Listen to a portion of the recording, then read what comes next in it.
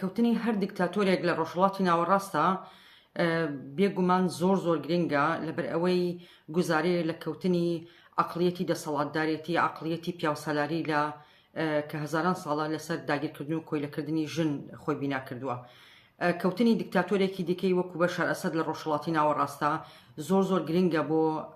بیناکردنی ئایندەیەکی گەشت بۆ ئایندەیەکی دیموکراتی ئایندەیەکی گەشت بۆ گەلانی هەرێمەکە. بەڵام ئەوەی کە لە ڕۆژانەی ڕابردوودا بینرا مرۆڤ ناچار دەکات کە هەم دەرفەتەکان هەڵسەنگێنێ هەم مەترسیەکان ببینێ و زیاتریش تەرکیزی لەسەر ئەوە بێ کە لە قۆناغی داهاتووە مەترسیەکان لەسەر گەلان لەسەر ژنان بە تایبەتی چی بن. ئێمە دەبینین کاتێک کە هێرشی چەتەکانی سپۆنسۆر کراو یا بڵین پشتیوانی کراو لەلایەن دەوڵەتی داگیرکەری تورکەوە لە منبەج دەست بە هێرش دەکەن بۆ سەر ژنان و لە ئەنجامدا سێژن لە شاری منبەج ژیانیان دەجەدەن بە سەدان کەسی سڤیلیش بریندار دەبن و لە لایەکی دیکەشەوە بە سەدان هەزار کەس کۆچبەر دەبن بۆ جاری دووهەمین لە ئەفرینەوە بۆ شەهبا و لە شەهباوە بۆ جێگەکانی دیکەی ڕۆژاوای کوردستان. لەبەرەوە مرۆڤ ناچار دەکات سەدان جار بیر بکاتەوە لەوەی کە داخۆ ئێمە لە وەکو گەلی کورد وەکو گەلانی ستەم لێکرا وەکو بەشە پراوێزکراوەکانی کۆمەڵگا بە تایبەتی ژنان ئێمە لە ئایندەیە لە سوورایەکی چۆنا دەژین. زۆر گرنگە کە ئەوەی کە ئێمە لە ڕۆژاوای کوردستان وەکو گەلی کورد وەکو گەلانی دیکەی ستەم لێکرا و پراوێزکراوە بەدەستمان هێناوە لەو پرۆسەیە کە پێی دەگوترێ پرۆسەی ئاساییکردنەوەی قۆناغی داهاتوو لە سووریایە ئێمە ئەو دەستکەوتانە لە دەست نەدەین لەبەرەوەی هەڕەشەکە بە تەنیا لەلایەن ئەو گروپە جیهادیستە ئیسلامیانە نییە کە بە بەرگی جیاواز و بەڕەنگی جیاوازەوە لە سووریایە هاتوونەتە سەر دەسەڵاتداری و جڵەوی دەسەڵاتداری دەگرنە دەست بەڵکو هەم مەترسیەکان لە ئاستی دەرەوە لەلایەن دەوڵەتانی داگیرکەری دیکە و بە تایبەتی دەوڵەتی داگیرکەری تورکیاوەیە لە لایەکی دیکەشەوە لە ئایندەی سووریایە گەلی کورد گەلانی پراوێزخراو بەشە پراوێزخراوەکانی کۆمەڵگەی سووریا کە هەمیشە پراوێزخراون و نە لە دەستوران نە ناسنامەیان نەبوونیاندانی پێنەداوە چۆن لە ئایندەی سووریایە شکلیان دەبێ و جێگەیان بۆ دەکرێتەوە و بەشداریان دەبێ لە پرۆسەی دیموکراسی لە پرۆسەی سیاسیە. ئەلبەتە لە سووریا گەلان بۆ ئایندەیەکی دیموکراتیک لە سفرەوە دەست پێ ناکەن.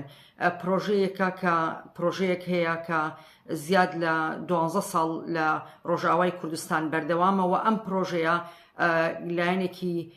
گەشی ئەوەیە کە لەسەر بنەمایەکی دیموکراسیەکی ڕاستەوخۆ و بەشداریکردنی کۆمەلگایە بە شێوەیەکی ڕاستەوخۆ لەسەر بنەمایەکی پاراستنی سروشتە لەسەر بنەمای ئازادی ژنە و ئازادی هەموو ئەو کۆمەلگانەی کە لە قۆناغی ڕابردووە پەراوێزکراون. ئەو نمونانەی کە لە مینبەج لە تەبقا لە ڕەقا لە جێگەکانی دیکەی هەرێمە عەرەب نشینەکان کە تێکەڵ بە گەلانی دیکەن نیشاندەری ئەوەن کە گەل چۆن بە ئیرادەی خۆی دەتوانێت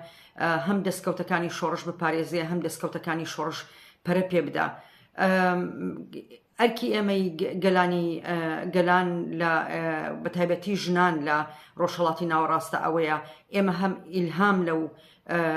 شۆڕشەوە بگرین لەلایەکی دیکەوە پشتیوانی بکەین بۆ پاراستنی بەتایبەتی ژنانی باشووری کوردستان. زۆر گرنگە هەم چاومان لەسەر ئەو شۆڕشە بێ لە ڕۆژاوای کوردستان لە هەمان کاتدا هەم بە دڵ و گیان بیپارێزین لە باری مادی و معنەویەوە پشتیوانی بکەین و خەمسارد نەبین لە ئاست ئەو دەستکەوتانیە لەبەر ئەوەی دەستکەوتەکانی شۆڕشی ژن لە ڕۆژاوای کوردستان بە تەنیا و تەنیا دەستکەوتی گەلی کورد یا گەلانی دیکەی پەراوێزکراو لە سووریانیە بەڵکو شۆڕشێکە کە خەسڵەتێکی گردوونی هەیە خەسڵەتێکی ڕۆژهەڵاتی هەیە تەنانەت ڕۆحی فەلسەفەی ڕۆژهەڵاتی ناوەڕاست کە لە قوڵایی مێژوودا ئیلهامی خۆی وەرگرتووە لە کۆمەڵگەی دایکانەوە لە کۆمەڵگەی ئەخلاقی و سیاسیەوە ئێستا بە شێوەیەکی بەرجەستە لەو شۆڕشەدا دەبینرێ و ئەم شۆڕشە ئیلهامی بە بزوتنەوە فێمینیستەکان بزوتنەوە کۆمەڵایەتەکانی دنیا داوە لەبەرەوە هەر چۆن لە شۆڕشی ڕۆژئاوا لە بەرەنگاربوونەوەی داعش لە بەرخودانی سەدا بەرخودانی کوبانی زۆر گرنگە گەلی کورد لە بەشەکانی دیکەی کوردستان بە تایبەتی ژنان ئێمەی ژنانی باشووری کوردستان پشگیری لە پاراستنی بەهاکانی ئەو شۆڕشە بکەین